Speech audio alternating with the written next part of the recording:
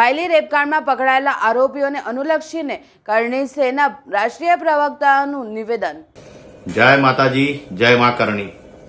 આજે પાંચમું નવરાત્ર સર્વ વડોદરાના સૌ લોકોને આજે એક દિલને એક રાહત થઈ કે પોલીસે 48 કલાકની અંદર સમગ્ર આરોપીઓને દબોચી દીધા।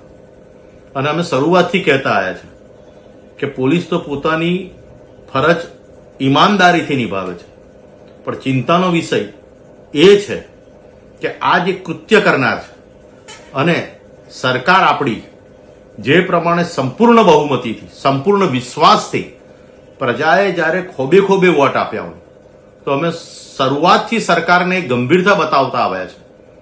કારણ કે આવા કૃત્ય કરનારને કે ભવિષ્યમાં આવા કૃત્ય કોઈ ન આચરે એના માટે એક જે ખોફ હોવો જોઈએ, એક ડર હોવો જોઈએ, એક માહોલ બનાવવો પડશે।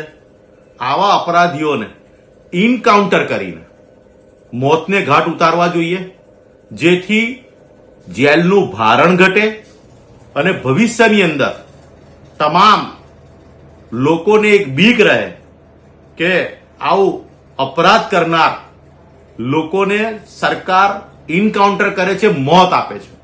બીજું વિશેષ જણાવવાનું મારે કે આવા જે કૃત્ય કરનાર આરોપીઓ છે એમના પગથી લઈને છત સુધીની તમામ પ્રોપર્ટીઓ ટાંચમાં લઈ અને એની હરાજી કરી અને એ રકમ આ જે દીકરીની જિંદગી આ લોકોએ બગાડી છે એ જિંદગી એના ઉજ્જવળ ભવિષ્ય માટે એ તમામ પૈસો એ દીકરીને આપવામાં આવે, મદદ કરવામાં આવે। એ જ વિનંતી સાથે હું સમગ્ર પોલીસ ડિપાર્ટમેન્ટનો દિલથી આભાર પ્રગટ કરું છું। આપ ભૂતકાળમાં પણ આવી કામગીરી કરતા આવ્યા છો અને આવતા ભવિષ્યમાં પણ તમે આવી કામગીરી કરતા રહો અને આપને કોઈ રાજકારણ વચ્ચે અવરોધરૂપ ના બને એ જ પ્રાર્થના સાથે હું મહેન્દ્રસિંહ રાઠોડ, કરણી સેના રાષ્ટ્રીય પ્રવક્તા। જય માતાજી।